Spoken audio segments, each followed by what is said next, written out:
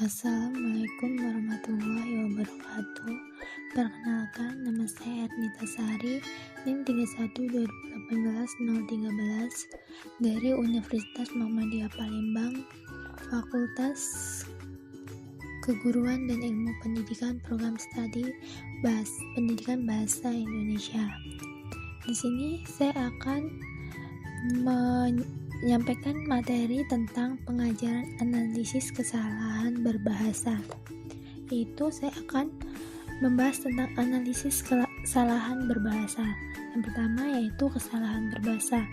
Kesalahan merupakan sisi yang mempunyai cacat pada ujaran atau tulisan pada pembelajar. Kesalahan adalah bagian konversasi atau komposisi yang menyimpang dari beberapa norma baku atau norma terpilih dari performansi bahasa orang dewasa. Kemudian jenis kesalahan berbahasa menurut pakar yaitu ada dua. Yang pertama, kesalahan yang disebabkan oleh faktor-faktor kelelahan, keletihan, dan kekurangan perhatian. Faktor performansi, kesalahan performansi ini yaitu merupakan kesalahan penampilan dalam beberapa kepustakaan disebut mistakes. Kemudian yang kedua, kesalahan yang diakibatkan oleh kurangnya pengetahuan mengenai kaidah-kaidah bahasa sebagai faktor kompetensi merupakan penyimpangan-penyimpangan sistematis yang disebabkan oleh pengetahuan pelajar yang sedang berkembang mengenai sistem B2 atau bahasa kedua disebut errors. Kemudian terdapat analisis kesalahan bahasa Indonesia dalam kategori linguistik. Yang pertama yaitu kesalahan fonologi yang mencakup ucapan bagi bahasa lisan dan ejaan bagi bahasa tulis. Kemudian yang kedua, morfologi yang mencakup prefiks, infiks, sufiks, konfiks, simulfiks, dan perulangan kata. Kemudian yang ketiga, sintaksis yang mencakup frasa, klausa, dan kalimat. Dan yang terakhir, yang keempat, leksikon atau pilihan kata. Kesalahan fonologi mencakup yang pertama yaitu kesalahan ucapan. Kesalahan ucapan adalah kesalahan mengucapkan kata sehingga menyimpang dari ucapan baku atau bahkan menimbulkan perbedaan makna. Misalnya, penghilangan fonem H pada kata habis yang disebut dengan abis. Itu adanya penghilangan fonem H yang menjadi abis yang seharusnya habis. Penyebabnya terjadi karena zeroisasi, yaitu penghilangan bunyi fonem sebagai akibat upaya penghematan atau ekonomis pengucapan. Solusinya, mengucapkan kata sesuai dengan kata baku bahasa Indonesia ketika berkomunikasi secara lisan, khususnya dalam forum-forum resmi. Yang kedua, kesalahan ejaan. Kesalahan ejaan ialah kesalahan menuliskan kata atau kesalahan menggunakan tanda baca. Misalnya, Tuhan yang Maha Pemurah. Seharusnya kata awal semuanya ditulis dengan huruf kapital. Yang selanjutnya yaitu kesalahan morfologi. Kesalahan morfologi adalah kesalahan memakai bahasa disebabkan salah memilih afiks, salah menggunakan kata ulang, salah menyusun kata majemuk, dan salah memilih bentuk kata. Contohnya, dalam menulis menenangkan yang seharusnya menenangkan, tetapi dalam kesalahan morfologi ini dia menulisnya dengan mentenangkan. Itu terjadi adanya kesalahan morfologi, yaitu adanya penambahan fonem T pada kata menenangkan. Sesuai dengan kaidah morfofonemik, terjadi peluluhan fonem apabila morfem menasal bertemu dengan salah satu afik yaitu K, P, S, atau T. Dalam hal ini konsonan T diluluhkan menjadi nasal, yang berarti menenangkan, bukan mentenangkan. Yang selanjutnya yaitu kesalahan sintaksis. Kesalahan sintaksis adalah kesalahan atau penyimpangan struktur frasa, klausa, atau kalimat, serta ketidaktepatan pemakaian partikel. Contohnya yaitu dalam kalimat tidak boleh turun. Pada kalimat di atas tersebut, terdapat kesalahan berbahasa, yaitu kalimat yang hanya terdiri dari satu predikat.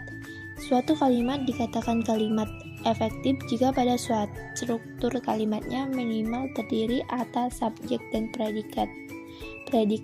Kesalahan ini dinamakan kesalahan pada kalimat yang tidak bersubjek. Penyebabnya, penutur tergesa-gesa dalam berkomunikasi. Kemudian dilakukan perbaikan dengan cara mengucapkan kata-kata yang sesuai dengan kata baku bahasa Indonesia ketika berkomunikasi secara lisan, khususnya dalam forum-forum resmi. Sehingga saat pengucapan pada kesalahan kalimat tidak boleh turun, seharusnya kalimat yang benar diucapkan yaitu saya tidak boleh turun. Yang terdapat subjeknya saya dan predikatnya tidak boleh turun. Selanjutnya, di sini saya akan membahas tentang kesalahan pada percakapan dua siswa, yaitu Ana dan Andi, pada saat bercakapan meminjam buku. Yang pertama yaitu Ana. Di, bolehkah saya pinjam buku ceritamu? Iya, ambil aja tuh di atas meja. Ana, makasih. Kemudian Andi, nanti abis pinjam jangan lupa kembalikan. Ana, iya, nanti saya kembalikan.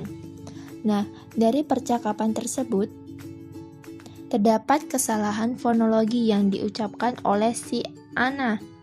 Yang pertama yaitu, Di, bolehkah saya pinjam buku ceritamu? Di situ terdapat kata pinjem yang seharusnya pinjam. Bentuk kesalahannya yaitu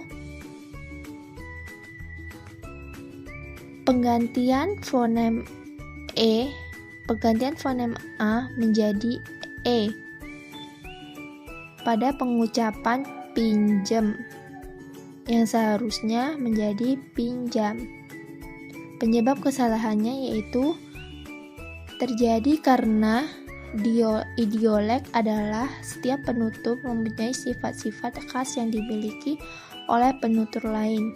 Solusinya, mengucapkan kata sesuai dengan kata baku bahasa Indonesia ketika berkomunikasi secara lisan, khususnya dalam forum-forum resmi. Kemudian ada kesalahan lagi pada dialognya si Andi. Iya, ambil aja tuh di atas meja. Nah, itu dalam kata tu itu adanya penghilangan fonem I yang seharusnya itu. Bentuk kesalahannya yaitu penghilangan fonem vokal I pada kata itu yang dilafalkan menjadi tu. Ini merupakan proses penghilangan satu fonem atau lebih pada awal kata. Penyebabnya terjadi karena zeroisasi, yaitu penghilangan bunyi fonemis sebagai akibat upaya penghematan atau ekonomisasi pengucapan. Solusinya yaitu mengucapkan kata sesuai dengan kata baku bahasa Indonesia ketika berkomunikasi secara lisan, khususnya dalam forum-forum resmi. Kemudian yang terakhir ada di dialog Andi, nanti abis pinjem jangan lupa kembalikan. Dari kata abis dan pinjem. Dari kata abis adanya penghilangan fonem H yang seharusnya menjadi habis bukan abis. Dan dari kata pinjem adanya penggantian fonem A menjadi E, yaitu pinjem. Baik, terima kasih. Itu tadi materi yang saya sampaikan, semoga dapat bermanfaat bagi yang menonton video ini. Saya Akhiri, wassalamualaikum warahmatullahi wabarakatuh.